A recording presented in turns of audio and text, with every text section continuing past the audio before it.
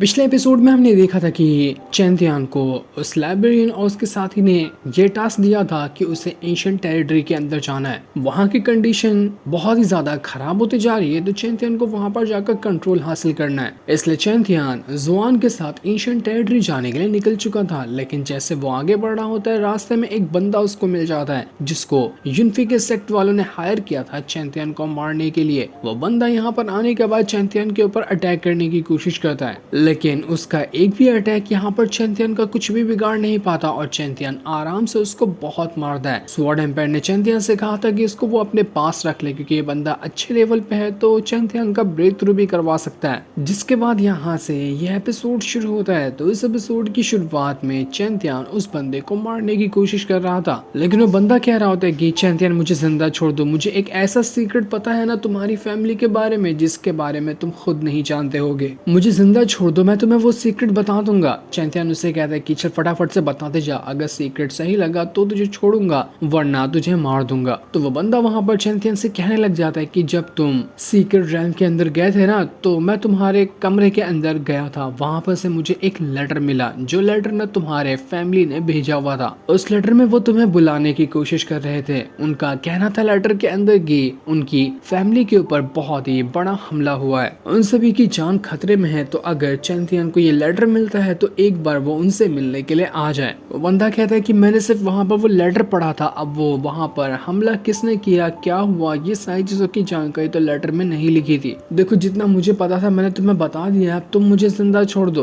तो चैंतियन यहाँ पर उसको जिंदा छोड़ देता है, लेकिन उसको अपने स्पिरिचुअल वर्ल्ड के अंदर ही डाल लेता है, ताकि बाद में अगर फिर से जरूरत पड़े तो वो उसको निकाल कर उससे मदद ले लेगा, जिसकी वजह से चैंतियन अपना ब्रेक थ्रू कर सकता है। और वैसा ही होता है। वो बंदा जैसे ही चैंतियन के स्पिरिचुअल वर्ल्ड में गया था, चैंतियन उसकी पावर की मदद से अपना ब्रेक थ्रू करते हुए वुजोंग लेवल को अचीव कर चुका था। चैंतियन ने अपना वुजोंग लेवल ब्रेक थ्रू कर लिया होता है, जिस वजह से वो काफी ज्यादा खुश था। जुआन भी एकदम हैरान था कि अरे वाह चैंतियन, तुमने तो इतनी जल्दी अपना ब्रेक थ्रू किया, तुम्हारी कल्टीवेशन की स्पीड ना बिल्कुल लगता है कि बुलेट ट्रेन पे सवार है, इतनी फटाफट यार तुम कल्टीवेशन में ब्रेक थ्रू कर लेते हो, अब तो जितने भी दुश्मन होंगे वो तुम्हारा कुछ नहीं उखाड़ सकते। चैंतियन जुआन से कहता है कि देखो जुआन, तुम ना यहाँ से घर चले जाओ, मुझे बहुत जरूरी काम आ गया है मेरी फैमिली के अंदर, तो मैं अपनी फैमिली से मिलने के लिए जा रहा हूँ, बहुत जल्द वहाँ से वापस आ जाऊंगा, तो उसके बाद हम एंशिएंट टेरिटरी में साथ में निकलेंगे। ये सुनकर जुआन भी परेशान हो जाता है कि ऐसी क्या मुसीबत वहाँ पर आ गई, लेकिन जैसा चैंतियन ने कहा था वो करने के लिए रेडी हो जाता है। चैंतियन चिल्लाते हुए ये कह रहा था कि फादर, लाउजी और मेरी फैमिली के हर एक मेंबर, मैं आ रहा हूँ तुम्हारे पास, तुम्हें और ज्यादा घबराने की जरूरत नहीं है, मैं जल्द से जल्द पहुंच जाऊंगा। जिसके बाद हम चैंतियन को देखते हैं जो जुआन के साथ अपने ही घर की तरफ बढ़ने लग गया था।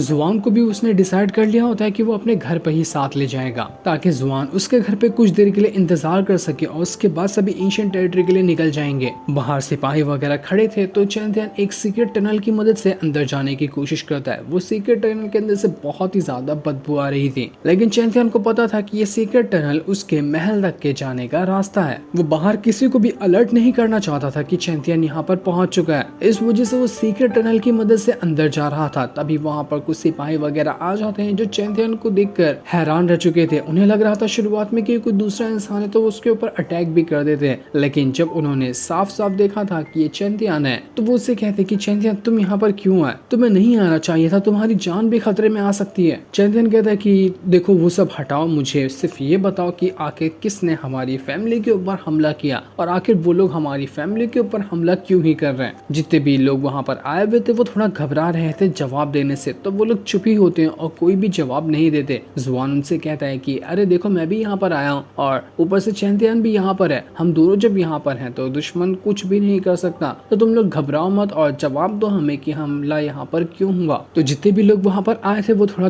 डरते डरते ही चैंतियन को बताना शुरू कर देते हैं कि जिन भी दुश्मनों ने हमारे पर हमला किया है ना, वो हमारे पुराने ही दुश्मन है, जिनसे हम पहले भी कई बार मुकाबला कर सके, लेकिन इस बार वो लोग यहाँ पर आए थे पूरी तैयारी के साथ। उनका कहना था कि सेक्ट के अंदर हमारे कुछ ऐसा मौजूद है जो उनको चाहिए और वो चीज है चैंतियन के ही पास, तो उनको चैंतियन के कमरे की अच्छे से तलाशी लेनी थी। जब हमारे सेक्ट वालों ने इसके लिए मना कर दिया कि हम किसी भी दुश्मन को हमारे घर के अंदर नहीं घुसने देंगे, तो वो लोग भड़क गए। उन्होंने ये ऐलान कर दिया कि अगर कोई भी जो चीज हमारी है हमें वापस नहीं करता है, तो हम डेली एक एक चैन फैमिली के मेंबर को पकड़ पकड़ कर मारना शुरू कर देंगे। अब फैसला तुम्हारा है कि जो हमारी चीज है वो हमें वापस करो, वरना मरने के लिए तैयार हो जाओ। वो जितने भी लोग यहाँ पर आए थे वो लोग कहते कि हमें अभी तक यही नहीं पता चला कि आखिर वो दुश्मन चाहते क्या है, उनको क्या चाहिए हमसे जो हमारे पास है। उन सभी दुश्मनों ने मिलकर हमारे कई सारे एल्डर को मार दिया है। बहुत सारे एल्डर और डिसेबल वगैरह सब मर चुके हैं। तो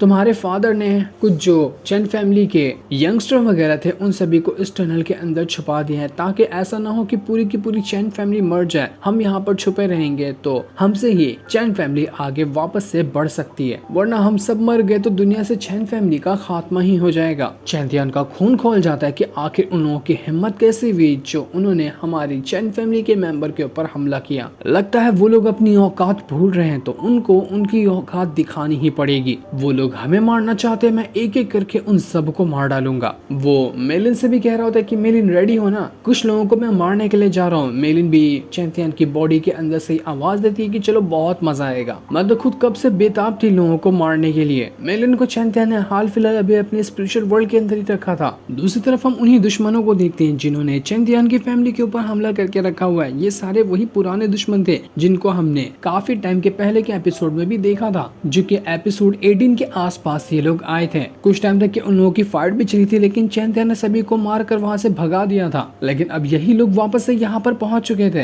वो लोग यहाँ पर कह रहे थे कि जो हमें चाहिए वो चीज हमें लौटा दो, हम यहाँ से चले जाएंगे। आखिर इतना क्या उस चीज को छुपा रहे हो जो तुम्हें इतनी ज्यादा कीमती है? उसके बिल तुमने अपने कितने सारे साथियों की जान गंवा दी, जल्दी से हमारे सामने सरेंडर भी कर दो। लेकिन वहीं पर एक बाली नाम का बंदा भी बैठा हुआ था जो कि रॉयल फैमिली से आता है। वो यहाँ पर आने के बाद उन दुश्मन की फैमिली से कह रहा था कि तुम लोगों की जुबान कुछ ज्यादा ही नहीं चलती है, ये चैन फैमिली ना मेरे अंडर कंट्रोल में आती है, ये हमारी रॉयल फैमिली का ही एक पार्ट है। तो अगर चैंतियन की फैमिली के ऊपर कोई आंख उठाने की कोशिश करेगा तो उसको हमसे मुकाबला करना पड़ेगा। जो चीज तुम्हें चाहिए वो चीज हमें भी चाहिए, तो हम यहाँ पर आसानी से चैन फैमिली से वो चीज ले सकते हैं। चैन फैमिली के जितने भी मेंबर थे वो लोग यहाँ पर कह रहे थे कि तुम लोगों ने यहाँ पर कई सारे हमारे फैमिली के साथियों को मार दिया, तुम दो लोग यहाँ पर मौजूद हो जो अलग अलग फैमिली से आते हैं, एक रॉयल फैमिली का और एक हमारी दुश्मन फैमिली का, और दोनों को वही सेम चीज चाहिए। तो अब तुम ही बताओ कि हम लोग यहाँ पर वो चीज किसको दे? हमें तो कुछ समझ में नहीं आ रहा। जिस पर दुश्मन फैमिली वाले लोग कह रहे थे कि अगर तुम यहाँ पर हमें वो चीज देने के लिए रेडी होते हो ना, तो मैं यहाँ पर वादा करता हूँ कि मैं तुम लोगों को रॉयल फैमिली से बचा लूंगा। रॉयल फैमिली तुमसे कोई चीज नहीं छीन सकती है और ना ही वो तुम्हारे साथ कुछ गलत कर सकती है। जो सुनकर बाली जो था वो यहाँ पर उन लोगों से कह रहा था कि तुम लोगों की जुबान कुछ ज्यादा ही नहीं चलती है,